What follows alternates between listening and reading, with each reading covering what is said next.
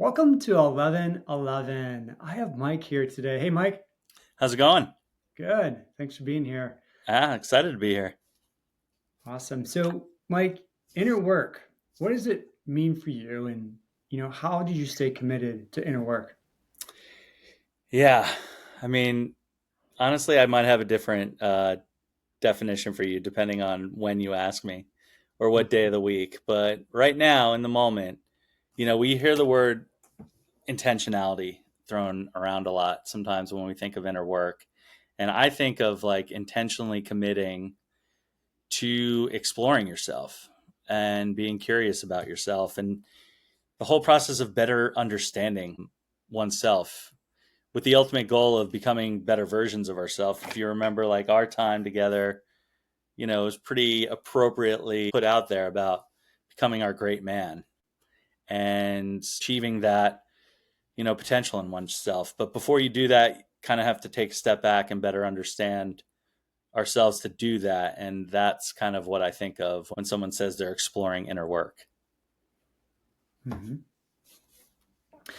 And as you have been progressing through inner work, does anything stand out that has kept you motivated to continue learning about yourself and continue this practice?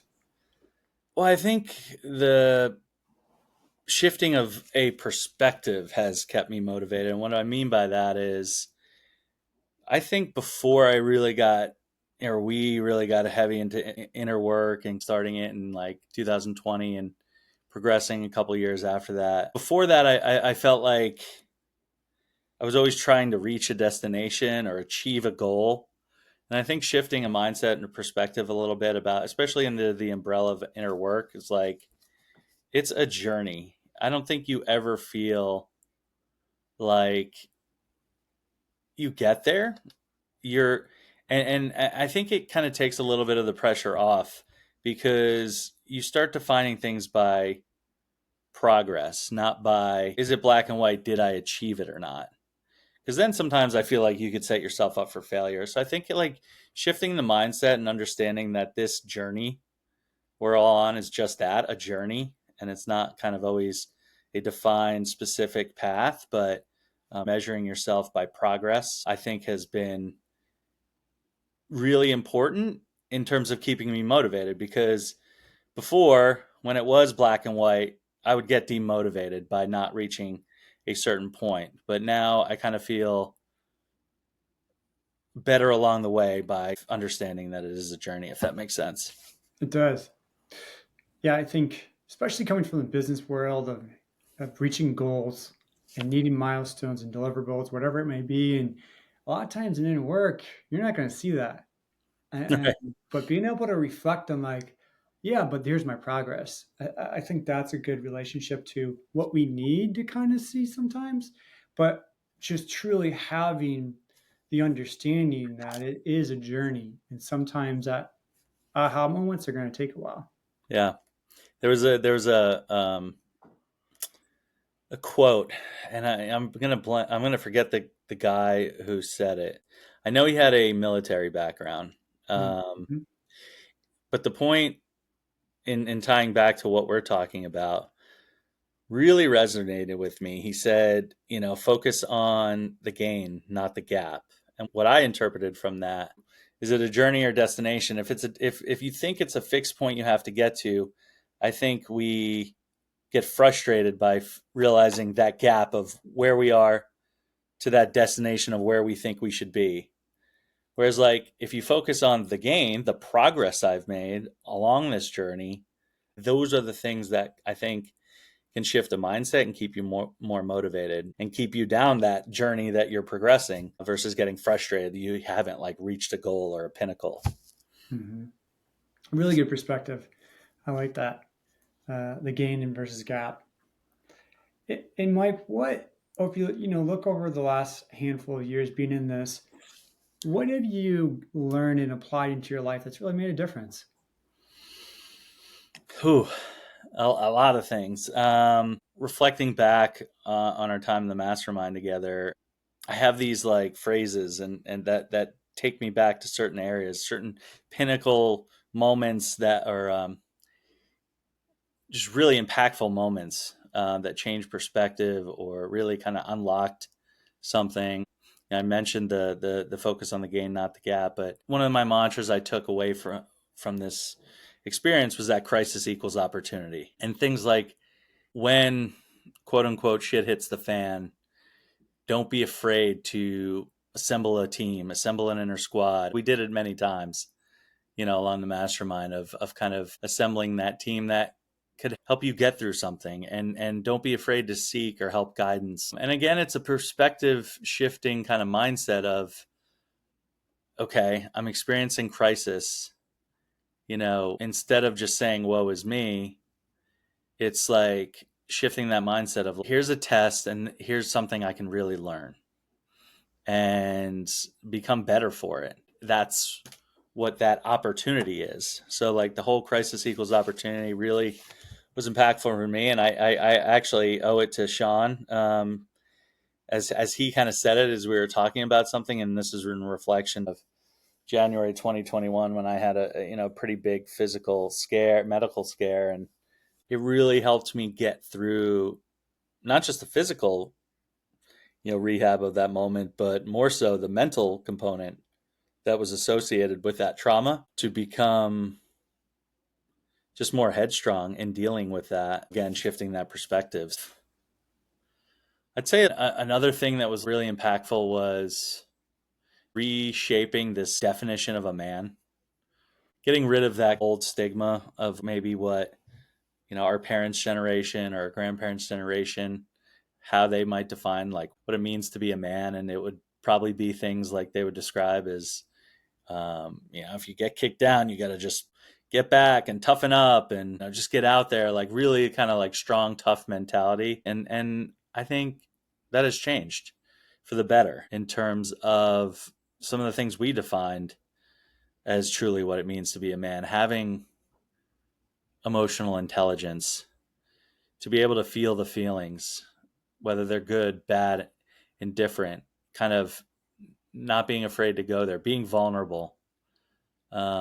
I realized many people historically thought being vulnerable was not a place to go, especially from a man's perspective, right?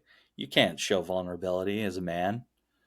And we obviously proved time and time again how that was so not the case, and how vulnerability is not something you should be shameful about. In fact, I think we found out to be it was a superpower of some sort. Like how much it would not only help you in the moment of what you're sharing, but how much it would cascade and snowball effect positively on what that would unlock for others in the group to open up about something related or something even unrelated that they maybe were afraid to come into the group with. But that vulnerability kind of unlocked, like, wow, like none of us have this figured out.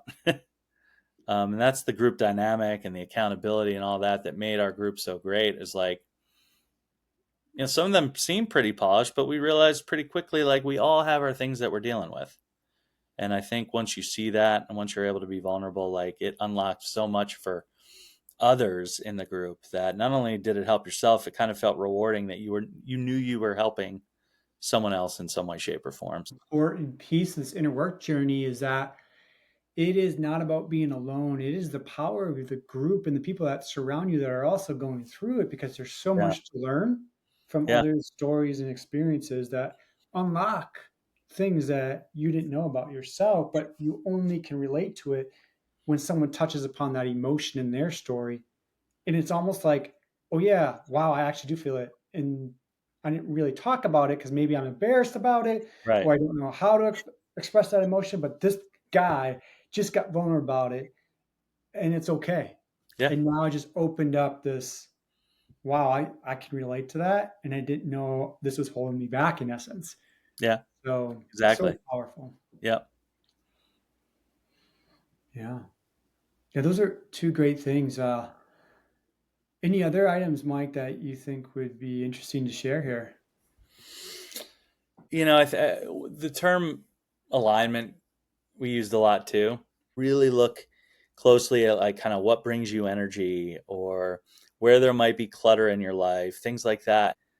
I think it just helped me see like, all right, it's okay to kind of take a step back at times throughout your life, no matter depending on what you're dealing with, and slow it down and really just kind of like take inventory on what you're doing and making sure there is alignment to kind of your values and purpose, because I think sometimes it's easy to get not in alignment with those things, like subconscious, like without even doing it maliciously, or kind of, it kind of sometimes just happens subconsciously in life.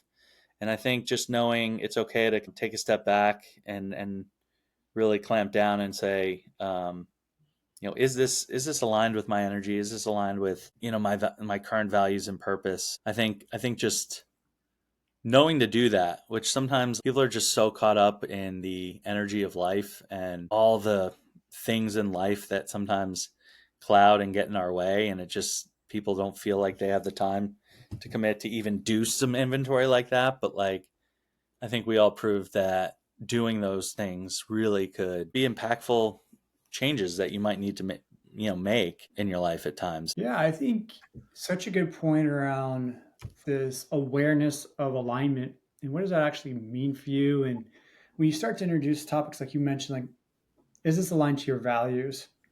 And just that simple activity, doing a value exercise to not only understand what's important to you, but also then assessing those values to understand why it's important.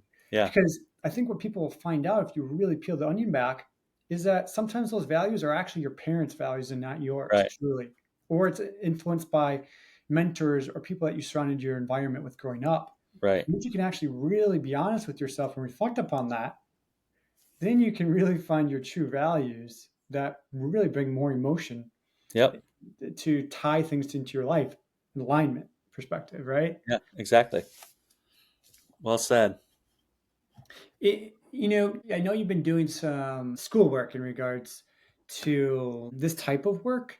Is there anything that stands out to you that is something that we've learned in the mastermind that they're not really teaching perhaps in the classrooms? Wow, that's a good question. Yeah, I mean, sometimes in the classroom, so to speak, and let's say like the umbrella of counseling, it could try and make it so clinical, and you have to walk through these certain steps to kind of assess where a person may be at with certain things. And while having that roadmap or framework, I think is helpful, sometimes it is as simple, just like exploring your feelings more and really like digging deep into getting messy with it a little bit. We did some things that, maybe to the average person might be considered unconventional in terms of like what you would like maybe hear a counselor asked to do. And I think like the first immersion in Austin where we did the exercise with the screaming and getting like real primal, tapping into these raw emotions that again might be, in the average person, might be considered unconventional. But I think it exploring that creativity with certain explorations, I'd say are probably things that aren't being taught in the classroom. And again, it's not all for everyone, um, some of these things, but I think it all just goes back to be curious, be open, be non-judgmental. I think it could be pretty easy for someone to come in and be like, it's a little over the top, but like challenge yourself, be uncomfortable with it. You'll learn something in that uncomfortability, especially in the context of a group of guys like us in the mastermind. Having that accountability and that we were all together in it helped us explore that uncomfortability at times. Mm-hmm. And we wanted to see each other succeed.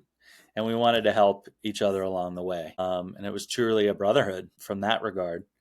Those are also things that you might get in maybe a group counseling dynamic, but one to one, are things that you don't really get access to. Yeah. You mentioned primal screaming activity. And another guy actually brought that up on this Really? podcast too. Of something just came up, bigger awareness, and just actually an aspect of his life changed from that.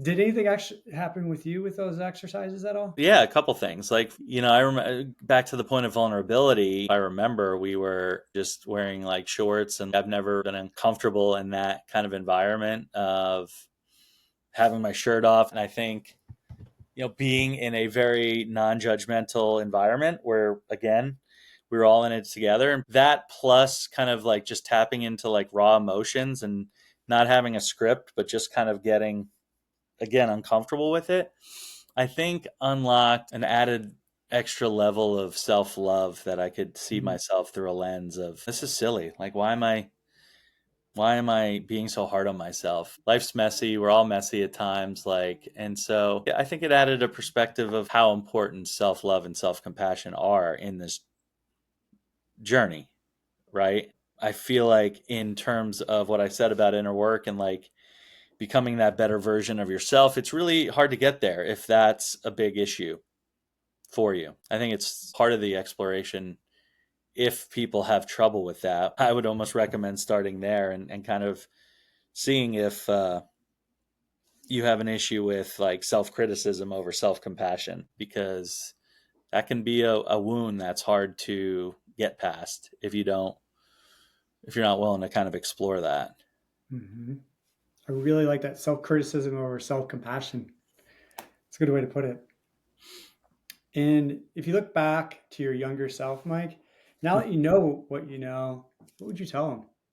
As I thought of this question and took copious notes, one thing that really hit me was gratitude, because as I'm making this list, I'm like, I'm going to type this out and just like tack it up on my son's wall and my daughter's wall. This is like, these are all the things that I want to teach my kids at an early age. Like, why wait?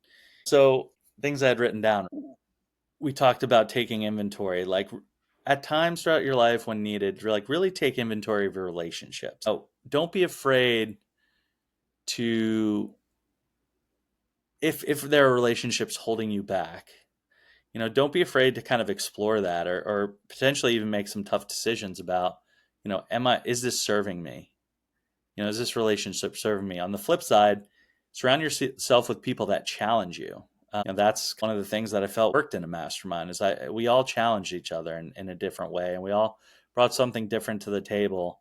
And it's the reason why masterminds work, is really those people that are going to hold you accountable and Hmm. not be afraid to say it. We talked about vulnerability. That would definitely be something I really highlight to my would highlight to my younger self, or if telling my kids, like, to not be ashamed about being vulnerable, how to use it positively in your life. The other thing is making sure they know you're gonna make mistakes, and it's all about how you deal with them. So, like, making sure they know how to embrace them, how to learn from them, and also to know that mistakes don't define you, but how you recover from them, learn from them, and evolve from them, that might define you. So, kind of really being intentional about how we take inventory of the mistakes that we make in our life, and kind of how we want to show up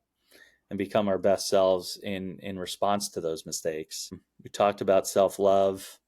That would be a big thing. I'd really highlight to my younger self. Whatever you do for work, make sure it energizes you and gives you spark and really lights you up. But also make sure it doesn't singly define you, because if you let like one job or one career define you, like, it might not always be there. Hmm. So make sure you're keeping a pulse on the things that give you energy. And then lastly, I would just say again about, don't be afraid to ask for help and seek guidance, especially when you need it the most. And I think the more you can be comfortable in asking questions, seeking guidance, um, to for and asking of those relationships that serve you, I think it could really be a benefit to you. So those are just some things I jotted down, and I think these are the types of things I would really highlight, especially to my kids as they figure out life. It's a great list, and I can appreciate the fact that you want to put this in front of your kids too. Now that you've thought about this, it's so cool. Yeah. Hmm. Well, good, Mike. Thanks for all the insights today. This was really good. Absolutely. Anytime. This was fun, kind of, uh, yeah, really just reflecting on our time because it was such a impactful one. And, now I always look back on it with a really grateful, mindset. Yeah, me too. It's been great. Thanks, Mike, so much. Appreciate Yeah, it. absolutely. Thank you.